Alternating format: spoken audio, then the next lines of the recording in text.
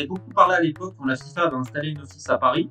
Ça avait été fait en grande pompe, présence d'Emmanuel Macron, et c'était donc à l'hôtel de la Marine, un hôtel d'ailleurs financé en partie par le Qatar, qui héberge d'ailleurs une collection d'art d'un membre de la famille royale.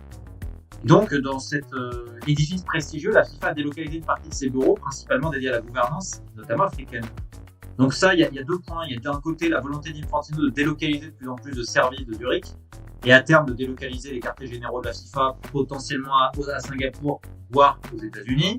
Et donc la France était toute contente, toute heureuse d'accueillir une office de la FIFA avec Macron qui a promis monts et merveilles, lui et son conseiller des sports, Cyril Morin.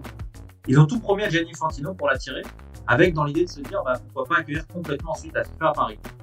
Et en fait, à l'époque, c'était la ligne de miel vraiment entre Macron et Infantino, parce qu'il y avait toutes ces promesses. Pardon, excuse-moi Romain, quand tu dis tout promettre, on parle d'énormes avantages fiscaux, des cadeaux. En gros, tout ce que la FIFA voulait,